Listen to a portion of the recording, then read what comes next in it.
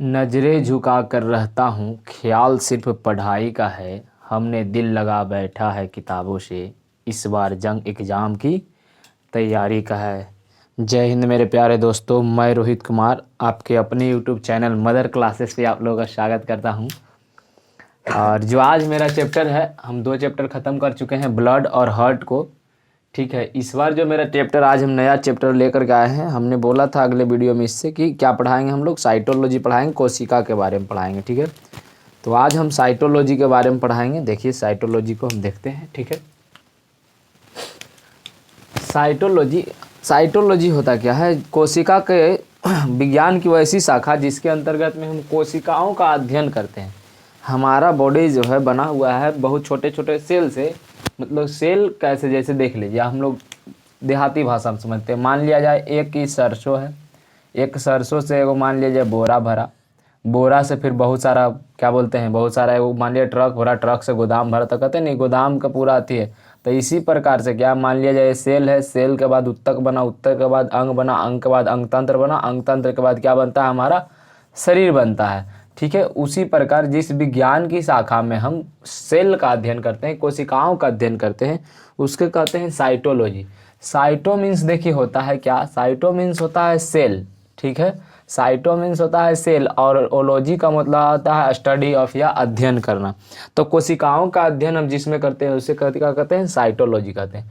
और अगर जो पूछ दे कोशिका का वैज्ञानिक नाम क्या होता है, तो कोशिका का वैज्ञानिक नाम मेरे प्यारे दोस्त क्या होता है, साइटो होता है। ठीक है, साइटो होता है। कोशिका विज्ञान का जो खोज, ठीक है, रॉबर्ट हुक ने किया था, कोशिका विज्ञान का खोज। ठीक है, और इसी कारण से कोशिका विज्ञान के पिता किसे कहा जाता है, रॉबर्ट हुक को। रॉबर्ट हुक के द्वारा मेरे प्यारे भाई, रॉबर्ट हुक के द्वारा एक बुक लिखा गया था जिनका नाम है माइक्रोग्राफिया। रॉबर्ट हुक के द्वारा एक बुक लिखा गया जिसका नाम है माइक्रोग्राफिया। लेकिन ये साइटोलॉजी जो शब्द है, इन्होंने सिर्फ खोज कर दिया। मान लिया जाए किसी का बच्चा है, अगर जो जन्म लिया तो सिर्फ वो माता ने उसको जन्म दिया, लेकिन नामकरण कहते हैं ना कि पापा इसका ये नाम रखे, चचा इसका ये नाम रखे, दादा इसका ये नाम रखे हैं। उसी प्रकार से सिर्फ कोशिका का खोज कर दिया था किसने, रॉबर्ट हुक ने। लेकिन इसका नामकरण हर्टविग नामक वैज्ञानिक ने किया था। किसने, हर्टविग नामक एक वैज्ञानिक थे जिन्होंने क्या किया, साइटोलॉजी शब्द को दिया। ठीक, लेकिन आगे जा करके देखिए कोशिका क्या होता है, हमारे शरीर की सबसे छोटी क्रियात्मक एवं संरचनात्मक इकाई है। जैसे समझ लीजिएगा क्या होता है कि कोशिका जो है हमारे बॉडी पार्ट का सबसे छोटा भाग, मतलब हमारे शरीर का सबसे छोटा भाग क्या है, तो कोशिका है। क्या है, कोशिका है। तो ये कोशिका में सभी चीज़ होता है, श्वसन होता है, पाचन होता है, अपचयन होता है, उपचयन, जितना भी क्रिया होता है सब कोशिका में संपन्न होता है। अर्थात हम ये कह सकते हैं कि हमारा बॉडी का प्रत्येक जो सेल है, प्रत्येक सेल जो है हर एक चीज़ करने के लिए जो हमारे संपूर्ण शरीर करता है, पाचन करता है, श्वसन करता है, या फिर रिप्रोडक्शन करता है, ये सारे चीज़ एक कोशिका में संपन्न होता है। इसीलिए हमने लिखा है जीव की वह सबसे छोटी क्रियात्मक एवं संरचनात्मक इकाई को क्या कहते हैं, सेल कहते हैं। देखिए अगर जो पूछे साइटोलॉजी में अगर जो बोले आधुनिक साइटोलॉजी का जनक किसे कहते हैं, तो आधुनिक साइटोलॉजी का जनक कहते हैं एक वैज्ञानिक है जिनका नाम है स्वान। स्लाइडन और स्वान का नाम सुने हो, तो स्वान ने क्या किया था, इनको क्या कहा जाता है, आधुनिक साइटोलॉजी का पिता कहा जाता है, क्योंकि इसके बारे में इन्होंने बहुत सारी विशेषताओं को खोज करके और दिया। इसी कारण से, और इसका जो पूरा अध्ययन के बारे में, संपूर्ण अध्ययन को मेरे प्यारे दोस्त, एक बुक इन्होंने लिखा जिसका नाम है सेल। क्या नाम है, सेल। सेल में इन्होंने, बुक का नाम है सेल, और सेल में इन्होंने क्या किया है, सारी विशेषताओं को लिखा है कोशिका की। इसीलिए इसे आधुनिक साइटोलॉजी का जनक कहा जाता है या पिता के नाम से जाना जाता है। लेकिन वही हमारे भारत में क्या, हमारे भारत में ए.के. शर्मा नामक एक वैज्ञानिक हैं जिन्होंने कोशिका के बारे में बहुत सारी विभिन्नताओं और संरचनाओं को बारे में बताया है। यही कारण है कि भारत में साइटोलॉजी का जनक या भारत के साइटोलॉजी का पिता किसे कहते हैं, भारत में साइटोलॉजी का पिता जो कहते हैं ए.के. शर्मा को कहते हैं। अब जरा सोचिएगा कि जब हमारा शरीर का फॉर्मेशन हुआ होगा, जब हमारा शरीर बना होगा मेरे प्यारे भाई, तो इसमें क्या हुआ होगा कि सबसे पहले जब हम हैं या हमारा जानवर हो गया या इंसान हो गया, कोई भी हो, पशु पक्षी कुछ भी हो, तो सबसे पहले क्या होता है, जब नर और मादा में जब मिलन होता है तो यहाँ पर जो होता है क्या होता है, जाइगोट का निर्माण होता है। तो क्वेश्चन पूछा गया है कि मानव शरीर का सबसे पहला या शरीर का सबसे पहला जो कोशिका होते हैं उसे क्या कहते हैं, उसे जाइगोट कहते हैं। क्या कहते हैं, ये शरीर का सबसे पहला कोशिका होता है, ये शरीर का प्रथम कोशिका होता है। क्या होता है, प्रथम कोशिका होता है। साइटो क्या है, जाइगोट। और जाइगोट जो होता है जब जैसे कि माता का, जैसे हम जानते हैं कि पुरुष में एक्स और वाई पाया जाता है और माता में एक्स और एक्स पाया जाता है। तो ए एक्स और ए वाई तो लड़का हुआ है, तो हम लोग जानते हैं वो अलग चैप्टर है पढ़ाने का। एक्स और वाई, एक्स और एक्स तो लड़की होगा।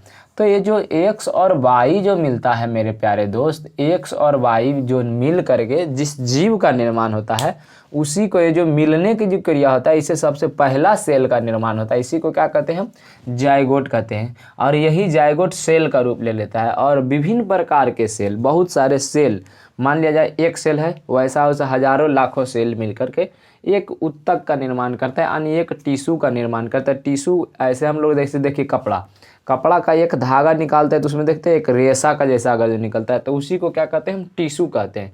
तो एक टिश्यू का निर्माण करता है और ये जो टिश्यू है लास्ट आगे जा कर के क्या करता है, अंग का निर्माण करता है। हमारे शरीर में क्या चीज़ का, अंग का। जैसे अंग में आ गया लीवर, एक अंग है, ठीक है, किडनी हो गया, फेफड़ा हो गया, गुर्दा हो गया, आँख हो गया, नाक हो गया, कान हो गया, दांत हो गया। इस सब का निर्माण टिश्यू के बाद ऑर्गन, मतलब ऑर्गन हो गया।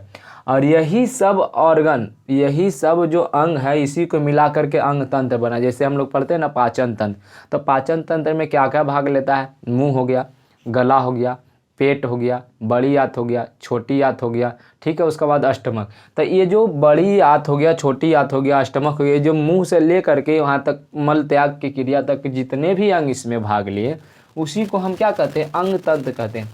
और इन्हीं सभी अंग तंत्रों के समूह से हमारा पूरा शरीर का निर्माण हुआ है। क्या हुआ, हमारे शरीर का निर्माण हुआ है मेरे प्यारे दोस्तों। अब देख लीजिएगा कि इन्होंने तो खोज कर दिया और नाम बता दिया, लेकिन कब किया, ठीक है, कब किया और किस में किया। ये भी एक क्वेश्चन बन सकता है कि आखिर कोशिका का जो खोज रॉबर्ट हुक ने कब किया और किस में किया और कितना ईस्वी में किया। तो देखिएगा यहाँ पर हमने लिखा है कोशिका का जो खोज रॉबर्ट हुक ने किया है। यहाँ पर रॉबर्ट हुक, इसीलिए हम शॉर्टकट में हुक लिख दिए। 1665 ईस्वी में इन्होंने खोज किया था। और इन्होंने क्या, एक कॉर्क लिया, बोतल के ऊपर में देखिएगा एक कॉर्क होता है, वो कॉर्क को लिया और कॉर्क को जब ऐसे काटा तो काट करके देखा कि मधुमक्खी के छत्ते के समान एक संरचना पाई गई। उस संरचना में इन्होंने उस संरचना का नाम क्या बोला कि अच्छा ये ऐसा है, इसको सिर्फ खोज दिया। उसका नामकरण किसने किया, हर्टविग ने इसको क्या किया है, नामकरण, उसका नाम दे दिया क्या, कोशिका, साइटोलॉजी इसका नाम दे दिया, ठीक है।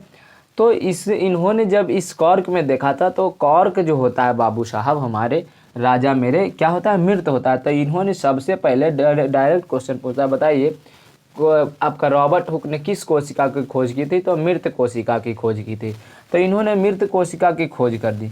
इसके बाद कुछ ही दिनों के बाद, ठीक है, कुछ ही दिनों के बाद, लगभग 16 सालों के बाद क्या है, 1600 सालों के बाद 1676 ईस्वी में, 1676 ईस्वी में एक वैज्ञानिक आते हैं जिनका नाम है ल्यूवेन हॉक। क्या, ल्यूवेन हॉक नामक वैज्ञानिक ने क्या कर दिया मेरे प्यारे दोस्त, दांत को खुरच के, जो देखते हैं किसी को पायरिया होता है तो पीला पीला पीला पीला धब्बा बैठे, तो दांत को खुरच के वहाँ से जीवाणु को निकाला।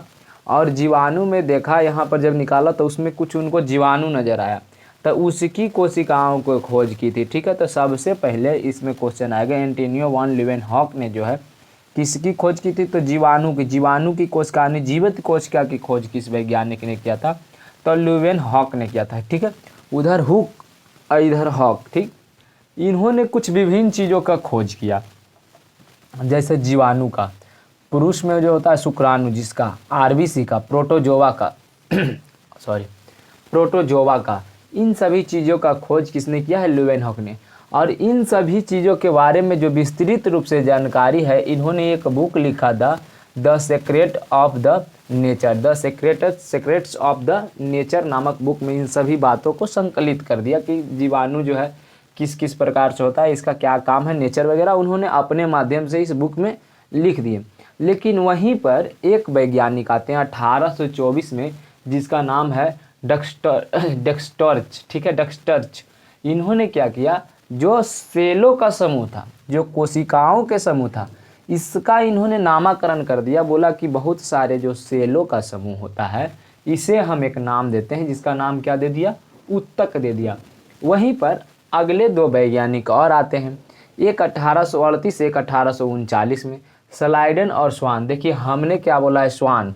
स्वान देखिए यहाँ पर आया है, आधुनिक साइटोलॉजी के जनक किसे कहते हैं, तो स्वान को, ठीक है। तो स्लाइडन एवं स्वान नामक वैज्ञानिक ने, जो स्लाइडन थे मेरे प्यारे भाई, क्वेश्चन पूछता है कि बताइए जो है कोशिका सिद्धांत जिन्होंने दिया, स्लाइडन, वो किस चीज़ का वैज्ञानिक थे, तो वो पादप के थे, मतलब पेड़ पौधे के वैज्ञानिक थे स्लाइडन। और स्वान जो थे जंतु वैज्ञानिक थे, जंतु मतलब जानवर हो गया, आदमी हो गया, कुत्ता, भेड़, बकरी, सभी को जंतु वैज्ञानिक थे। इन्होंने क्या किया, कोशिका सिद्धांत दिया और बताया कि कोशिका के विभिन्न संरचनाओं के बारे में बताया। इन्होंने मुख्यतः दो बातों को बताया कि कोशिका, सेल जो है सजीव की सजीव का मूलभूत इकाई है, मतलब कि बिना सेल के मेरे प्यारे दोस्त, बिना सेल के जीवन की कामना की ही नहीं जा सकती। जीवन है, बिना जब तक सेल नहीं होगा उसमें जीवन की कामना नहीं की जा सकती, ऐसा इन्होंने कहा। और दूसरा बात इन्होंने कहा कि जितना भी शरीर है, चाहे वो इंसान का हो, पादप का हो, किसी भी चीज़ का हो, जितना भी शरीर है, ठीक है, वो कोशिका और कोशिका के उत्पादों से बना है। कोशिका है और कोशिका के उत्पाद, माने कोशिका है और कोशिका के द्वारा संगठन से मिला, क्या हुआ, जब संगठन मिला तो उत्तक बना, उत्तक मिला तो अंग बना, अंग मिला तो अंगतंत्र मिला, तो इसका उत्पाद क्या हो गया, उत्तक, और उत्तक से मिल करके क्या बना, अंग बना। तो वही है कि सभी शरीर जो है कोशिका के उत्पादों से बना है, कोशिका और कोशिका के उत्पादों से मिलकर बना है। इसका देखिए एक अपवाद में आता है वायरस। वायरस का क्या काम है मेरे प्यारे दोस्तों, वायरस जो है ये सजीव और निर्जीव के बीच का कड़ी है, हमने लिख दिया है सजीव और निर्जीव के बीच की कड़ी है। ऐसा इसलिए क्योंकि मेरे प्यारे भाई, जो सजीव वायरस जो होता है, जब सजीव में जाता है, जब सजीव प्राणी, जैसे हम में कोरोना वायरस कुछ दिन पहले है, जब वो बाहर में है तब तो निष्क्रिय है, लेकिन हम में इंटर किया तो सक्रिय हो जाता है। लेकिन वैसे ही वो किसी पदार्थ पर पड़ा हुआ है तो निष्क्रिय हो जाता है। तो वही वायरस इसका अपवाद में आता है, या सजीव में सजीव की तरह और निर्जीव में निर्जीव की तरह काम करता है, ठीक है। इसका जो होता है, वायरस का जो है आवरण बना होता है प्रोटीन का, लिपोप्रोटीन का बना हुआ रहता है। यही कारण है कि बहुत जल्दी से संक्रमित करता है आदमियों को, बहुत हाईली प्रोटीन का ये बना हुआ था इसका आवरण कहने का मतलब हुआ मेरा प्यारे दोस्त, जैसे हम हैं, ठीक है, मान लिया जाए ये पेन है, तो पेन के ऊपर एक प्लास्टिक का कवर होगा, तो इसी को क्या कहेंगे, आवरण। ये मान लिया जाए, ऐसे नहीं समझ पाए तो ऐसे समझिए, मान लिया जाए हम हैं, ये देखिए मेरा स्किन है, तो ये हमारे मांस के ऊपर क्या है, ये वाला जो चढ़ा हुआ है क्या है, एक आवरण है, मतलब ढका हुआ एक परत है। तो इसी के आवरण को क्या कहते हैं, ये जो प्रोटीन बना हुआ है, जैसे हमारा एक आवरण किसका बना हुआ है, चमड़ी जो हमारा बना हुआ मांस का बना हुआ है, उसी प्रकार से इसका आवरण किस चीज़ का बना हुआ रहता है, प्रोटीन का बना हुआ रहता है। और इसकी आनुवांशिक पदार्थ, जैसे हम लोगों में आनुवांशिक पदार्थ डीएनए, आरएनए, जीन्स वगैरह जो होते हैं हम लोग में, लेकिन इसका जो मूलतः आनुवांशिक पदार्थ होता है, ठीक है, आनुवांशिक पदार्थ होता है आरएनए और डीएनए। हमारा जो ये कोरोना वायरस आया था तो हम लोग सुने थे कि आरएनए वैक्सीन चला है, अब वायरस कैसा है, आरएनए वाला है या फिर डीएनए, मतलब इसका आनुवांशिक पदार्थ होता है इसके अंदर में, ठीक है।